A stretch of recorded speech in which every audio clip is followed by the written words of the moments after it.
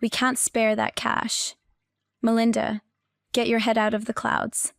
My father loomed in my apartment doorway, arms locked across his chest, eyes cold. My mother nodded beside him, lips sealed tight in silent support. I clutched the table. Bills fanned out $50,000, the exact amount the specialist demanded for the kidney trial that could yank my daughter from the brink. Her rare disease was spiraling. No room for delays. I'm Melinda Carter, 31 years old, a nurse hustling in Denver, Colorado. Solo parenting after her father ditched us post-diagnosis 4 years ago. Couldn't stomach the stakes. I'd shouldered it all, trading rest for hospital hours and her constant care. My parents were 20 minutes north in their suburb spread. My sister's room frozen in time. Out of the clouds I snapped, voice sharp, nodding to the bedroom where my daughter wheezed softly. She has months left without it. Doc spelled it plain. My mother leaned in, hand on his sleeve to temper, but it never stuck. Dear, it's rough, but we've funded her fixes before. Can't gut our savings. Loan it, I'll grind extras. Repay full. My father cut in. Melinda, nurse wages won't cover it. Hit up aid or installments. I chased every lead. Forms piling up. Aid waited forever. Loans chained me with killer interest. Debt blocking approval. All roads dead end, I said. You're it. Pity flashed in her eyes, almost pulling her over. He crushed it. No dice. Melinda, we got our tomorrow, we're aging fast. They exited, door thudding shut. The finality stung deep. Then my sister rang. Voice electric. Melinda. He popped the question. Parents are covering everything, no budget.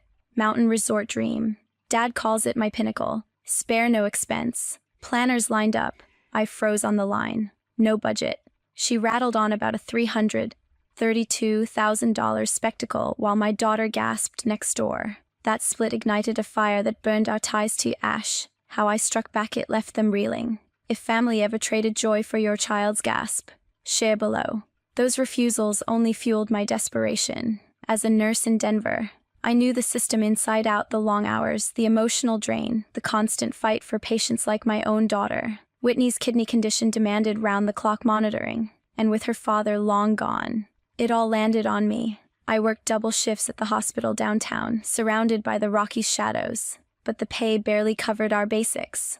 My parents had always favored Crystal, the younger one who never strayed from their perfect path. She landed a marketing job straight out of college, dated guys from solid families, and now her engagement had them buzzing. But when I approached them again about Whitney's treatment, their response was the same cold wall. Douglas, my father, sat in their spacious suburb living room, flipping through his phone. We discussed it. Melinda, it's just not feasible right now. Lorraine, my mother, chimed in from the kitchen, her voice soft but firm. We've helped with her meds before, but this amount, it's too much risk for our plans. Plans, I pressed, leaning forward. Whitney's scans show her kidneys failing faster. Without that $50,000 trial, she won't last. Crystal walked in then, fresh from a bridal shop visit, dress bags in hand. She overheard and jumped in without hesitation. Mom, Dad, you can't dip into savings for this. My wedding's coming up, and we need that buffer for emergencies. I stared at her. Emergencies. This is Whitney's life, she shrugged, adjusting her bags. I'm just saying, be practical. There are funds or loans for medical stuff. Their words stung, but I couldn't waste time arguing. I turned to Rhonda Sykes, my best friend from nursing school, who lived a few blocks away in the city. We met at a coffee shop near the hospital, her shift ending as mine began. Rhonda listened as I poured out the details, her face hardening. Your family's blind to this. Melinda, Whitney needs you fighting smart, not begging them. She suggested reaching out to loan companies, even though the rates were brutal. I nodded, pulling up apps on my phone right there. By the end of the week, I'd secured a high-interest personal loan, the kind that'd haunt my credit for years. The paperwork felt like signing away my future, but Whitney's next appointment showed improvement once the treatment started. Rhonda checked in daily, bringing meals or watching Whitney so I could rest. You're stronger than they give credit for, she said one evening, as we sat in my apartment. But don't let their favoritism break you, use it as fuel. Whitney's color returned slowly, her energy picking up after the first rounds. The doctors were optimistic, but the debt piled on. forcing me to cut corners everywhere. My parents called once, mentioning Crystal's venue deposit, but never asked about Whitney. Rhonda shook her head when I told her. They're choosing her fairy tale over your reality. Keep pushing, you'll come out ahead. The loan payments kicked in, eating half my paycheck. But Whitney stabilized. I juggled bills, skipping luxuries, focusing on her recovery. Rhonda's advice echoed: document everything, in case you need leverage later. I started a journal, noting their refusals and Crystal's pushback. It felt petty then, but something told me it'd matter. Whitney smiled more, playing in our small space, her laughter a reminder why I fought. The favoritism burned, but I channeled it into survival, vowing to protect her no matter what. The wedding buzz drowned out Whitney's quiet wins. Crystal called again, her excitement spilling over like she'd won the lottery. Melinda. The resort in the mountains is locked in Aspen area. Full package. Mom and Dad cleared the path. No holds barred. I swallowed hard, picturing the venue's peaks. How much are we talking? She laughed. Oh, it's a steal at $332,000 total. Dad joked it's an investment in family joy. Planners say the ballroom alone runs $80,000. Flowers $15,000 for those cascading arrangements. Catering $40,000 with gourmet spreads. The dress $12,000. Custom fit. I gripped the counter. That's more than Whitney's entire treatment. She paused, then brushed it off. Come on, it's once in a lifetime. You get it. Their generosity flowed unchecked. Every detail dialed up. Douglas hosted a family call from their suburb deck. Voice booming. We've got the band locked for $10,000. Photographer $8,000 to capture it all. Lorraine added details, her tone, light. The cake's 5 tiers. Imported flavors. And we added a spa package for guests. Crystal chimed in. Kyle and I want string lights over the terrace overlooking the slopes. No skimping. I muted myself, the numbers stacking like weights. This was the same money they'd deemed too risky for Whitney's kidneys. After the call, I drove to their house, the foothills blurring past. Dad, Mom, Whitney's labs came back worse. Please reconsider the loan for her procedure. Douglas looked up from his tablet. Melinda, we went over this. The wedding's set. Deposits paid. It's forward motion. Lorraine set down her coffee. We love Whitney. But this event brings everyone together. Crystal, visiting with fabric swatches, nodded. Exactly. If we pull funds now, vendors could sue for breach. Be fair. Whitney's stable. Right. I shook my head. Stable. She's on borrowed time. The trial starts soon. Or it's over. Douglas sighed. Practicality wins. We've committed here. Crystal leaned in. Think of the photos we'll have forever. Their dismissal landed like frost. I left without another word. The drive back to downtown heavy with silence. Whitney's fever spiked that night, her small frame shaking under the blankets. I rushed her to the ER. The hospital lights harsh and familiar. Doctors hooked her to monitors. Fluids dripping slow, her kidneys were shutting down faster. Toxins building. The lead physician pulled me aside.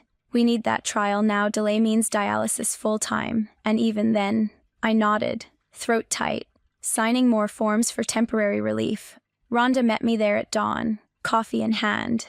She held Whitney's hand while I paced the hall. Your sister's wedding parade is blind to this crisis. She murmured, fight for the slots. I called the clinic again, pushing for an earlier date, but the cost loomed unchanged. Back home, days later, Crystal texted photos of venue mock-ups, captioning, perfection incoming. I deleted it, focusing on Whitney's pale face, the favoritism carved deeper, their celebrations a distant echo against her labored breaths. But I kept records, snapshots of their posts in my bills, building a quiet case. The resort loomed in my mind, a symbol of what they'd chosen. Reality struck harder than any symbol. Whitney's condition tanked overnight, her fever spiking to 104, skin clammy and flushed. I bundled her up and sped to the ER, the downtown streets ablur under streetlights. Doctors swarmed, hooking her to IVs and machines, their faces grim as they ran tests. Her kidneys had hit critical failure, fluid backing up everywhere. The lead specialist cornered me in the hall. Without that trial starting now, we're looking at permanent damage or worse. I signed off on emergency measures, dipping deeper into the loan I'd scraped together. The interest was already biting, but I wired the initial payment from my phone right there, hands shaking. The treatment kicked in over the next 48 hours, pulling her from the edge bit by bit. Whitney opened her eyes on day 3, weak but alert, asking for her favorite stuffed bear. Relief flooded me, but the bills-mounted hospital stay alone tacked on another $10,000. Rhonda swung by with takeout, sitting vigil while I caught a nap in the chair. She's a fighter like her mom, she whispered. Back home a week later, Whitney rested on the couch, color returning slow. I monitored her meds obsessively, cutting my hours to part-time to stay close. The debt loomed like a shadow, forcing me to pawn my grandmother's necklace for quick cash. Meanwhile, Crystal's big day rolled on without a hitch. Kyle and she exchanged vows at the mountain resort. Guests toasting under crystal chandeliers, Douglas walked her down the aisle, beaming in his tux. While Lorraine dabbed happy tears in her designer gown, the reception featured live music and fireworks over the peaks. Photos flooding my feed despite my blocks. I scrolled once, seeing the lavish spread guests raving about the open bar and custom favors. The whole event screamed excess. A far cry from my quiet vigil at Whitney's bedside. The aftermath hit me harder. Douglas and Lorraine surprised Crystal and Kyle with a European honeymoon. 2 weeks in Italy and France, all expenses covered. They posted from Rome, wine glasses raised, captions gushing about family bonds. I calculated it rough another $20,000 easy, flights and hotels included. Whitney's recovery stalled that same week, a setback requiring more scans. I begged off work again, dipping into savings I'd rebuilt piecemeal. The contrast burned their jet setting while I scrimped on groceries. Months dragged, Whitney gaining strength but the strain wearing me thin. I met someone new at a support group, a kind paramedic who understood the chaos. Our connection grew, leading to my second child a year later, a boy who brought light back. But the debt from Whitney's care lingered, reshaping my life. I downgraded to a smaller apartment downtown, stacking boxes in the corner. Rhonda helped with the move, hauling furniture upstairs. "You're rebuilding from ashes," she said. The family photos stayed packed, a reminder of what they'd prioritized. Time-bent priorities. 4 years slipped by, transforming my world from survival mode to steady ground. I'd climbed to head nurse at the Denver hospital, overseeing a team and mentoring new hires. The salary bump easing the old debt's grip. Whitney thrived, her kidneys holding strong post-trial, back to school with friends and soccer practices. My son, born from that brief connection with the paramedic, toddled around our upgraded apartment, his giggles filling the space Whitney and I had claimed. We celebrated small victories, her straight-A report card, his first steps building a routine that felt unbreakable. Rhonda stayed my rock, now a supervisor herself. Our coffee meetups turning into strategy sessions. She'd move closer, helping with babysitting when shifts overlapped one afternoon. She slid into the booth at our usual spot, face serious. "Heard whispers about your folks." Douglas got tangled in a mess at work. I leaned in. "What kind?" she explained low, pulling up news clips on her phone. His firm, a mid-size finance outfit in the suburbs, faced federal probes for fudging client accounts. Douglas, as senior VP, signed off on shady transfers, millions siphoned to offshore spots. The SEC froze assets, lawsuits piling up from investors. The scandal exploded in headlines. Douglas's name splashed across local papers. He lost his job overnight. Badge yanked at security. Lorraine sold jewelry to cover basics. But the hits kept coming: fines, legal fees eating their retirement. Their suburb house went into foreclosure after missed payments, the bank seizing it in a standard Colorado process. Rhonda showed auction listings. It's public now. Melinda. Neighbors talking. Old friends ghosting. I scanned the details. The irony sharp. The man who'd guarded his nest egg for a wedding now watched it crumble from his own hand. They reached out first through a mutual cousin, then direct voicemails. "Melinda, it's Dad. Things are rough, can we talk?" I let them stack up. The pleas growing desperate. Lorraine left one too. Voice cracking. "We need your help. Just this once." Rhonda advised caution. "Dig if you want answers." I started quietly, accessing public records online and calling a contact in compliance. Emails surfaced Douglas's signatures on falsified reports, bonuses tied to the fraud. I saved screenshots, cross-referencing dates with their wedding timeline. The evidence painted a picture of greed masked as caution. Whitney asked about grandparents once, her brow furrowed during dinner. Why don't they visit anymore? I kept it light. Grown-up stuff, kiddo. But inside, resolve hardened. Rhonda reviewed my files over wine. This could bury them if you share. I nodded. Not bury expose. The call came as I prepped dinner, Douglas's number flashing. Melinda, please, we're losing the house next month. Alone. Anything. I agreed to meet, but on my terms. The apartment felt solid under my feet.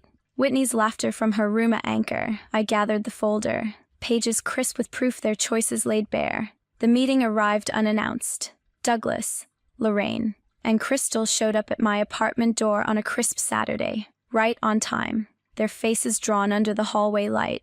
Douglas clutched a briefcase. Lorraine twisted her hands, and Crystal hovered behind, arms folded. I stepped aside, gesturing to the living room chairs. Sit. They filed in, the space feeling smaller with their presence. Douglas cleared his throat first. Melinda, we appreciate you seeing us. The situation's dire. We're down to weeks before the bank takes the house. Alone, even partial, could bridge it. Lorraine nodded, eyes pleading. We've cut everything, but the legal costs from Douglas's case. Crystal cut in. Kyle and I chipped in what we could. But with the kids, it's tight. I watched them, the folder heavy in my lap. Kids Douglas pressed on. $90,000 would save us. We sign papers. Repay with interest once I land consulting. I opened the folder, sliding out printouts first. The wedding breakdown. Resort, $80,000. Flowers, $15,000. Catering, $40,000. Dress, $12,000. You remember this? Crystal's eyes widened. That's ancient history. I flipped to honeymoon receipts. Italy and France. $20,000 more. While Whitney fought for breath, Douglas shifted. We supported Crystal's start. It's different. Different. I laid out medical logs next. Whitney's ER visits marked in red. Her kidneys cratered. Trial costs $50,000 you called unfeasible. Lorraine whispered. We didn't know it'd go that far.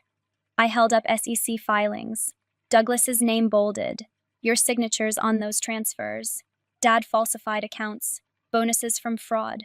That's why the suits. The freezes. Crystal stood. This is blackmail. Sit down. I said, flat. It's truth. You chose excess over her life, then built your ruin on lies. They fell silent, the air thick. Douglas rubbed his temples. Fine. We prioritized wrong. The wedding took precedence, and Whitney suffered for it. Lorraine teared up. We regret it now. Crystal glared. Happy I closed the folder. No money from me. You've reaped what you sowed, the house gone. Reputation's shredded. Douglas leaned forward. You're our daughter. Blood matters. Blood. I pushed back. Blood didn't when I begged. Now it's convenient. Lorraine reached out. Please. Mercy. I stood. Mercy wasn't on the table for Whitney. I nodded to the door. Leave. They rose slow. Douglas pocketing the briefcase empty-handed. Lorraine dabbing her eyes. Crystal storming last. The lock clicked behind them. Final. Rhonda waited in the kitchen. Laptop open. Sent it. She confirmed. Email to your aunt's network. Full packet wedding tabs. Whitney's records. Those SEC docs on Douglas's fraud. It'll spread. I poured coffee. Steady. Good. By evening. Replies trickled in, cousins shocked. Uncles forwarding to old circles. Douglas called once. Voice breaking. What have you done? I hung up. Panic hit them fast. Lorraine texted family chats. Backpedaling. Crystal posted vague apologies online, but screenshots circulated. Neighbors pulled back. Club invites dried up. Douglas faced more depositions, his name toxic in finance circles. The house auction loomed, their suburb life evaporating. Grasps turned desperate. A knock echoed through my apartment one rainy evening. Whitney practicing piano in her room. My son napping nearby. I peered through the peephole. Douglas and Lorraine, coats damp. Faces etched with defeat. No Crystal this time. I unchained the door, blocking the entry. What now? Douglas stepped forward. Voice low. Melinda, let us in. We came to see the grandchildren. Whitney, and the boy. It's been too long. Lorraine clutched a small bag. eyes red-rimmed. Please. We miss them. Hoi Han for everything. We've changed. I crossed my arms. Changed. After the emails went out. The truth spread. Douglas swallowed. We were wrong, the wedding. The honeymoon. All of it over Whitney's needs. We see that. Just let us hug them once. Lorraine nodded. The house is gone. Auction's final. We're in a rental now, scraping by on social security checks. The scandal took Douglas's contacts. No one's hiring. I felt nothing but steel. Grandchildren. What grandchildren? Which child? Their expressions crumpled. Douglas paling. Lorraine gasping. Melinda. Douglas started. The door shut firm. Lock engaging with a click. Through the wood. Lorraine's sob muffled. We love you. Footsteps retreated slow. I leaned against the frame. Breath even. Whitney called from inside. Mom. Everything okay? Yeah. Sweetie, just solicitors. The cut felt clean. No loose ends. Rhonda texted later. Words out there isolated. Family dinners cancelled. Church folks avoiding eye contact. Douglas tried freelance, but clients bailed after the filings leaked his role in the fraud transfers he'd approved. Bonuses he'd pocketed. The fines drained what little remained, leaving them in a one-bedroom downtown, walls thin and views none. Social Security covered rent barely. Groceries a stretch. Crystal and Kyle packed up quiet, relocating to Arizona for his job transfer. She sold the wedding dress online, proceeds gone to legal debts. Social media went dark. No more posts of family bliss. Mutuals whispered about the fallout, aunts blocking their numbers, the suburb circle shrank to echoes. Old friends citing busy lives. Douglas aged visible. Lorraine's health dipped with stress. Doctor visits stacking unpaid. I thrived in the quiet. Whitney excelled in science club. My son toddled into words. Our apartment a haven of routines, movie nights, park runs. Rhonda joined us often, her promotion mirroring mine. We built without their shadow. Connections real and reciprocal.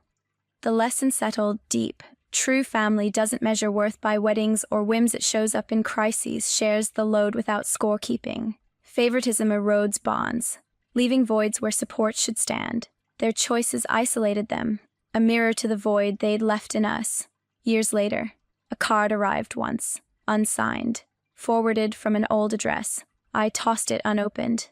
Whitney asked less now, understanding boundaries young. My son knew aunts only from stories, ones of resilience, not regret. The door stayed shut, our world full.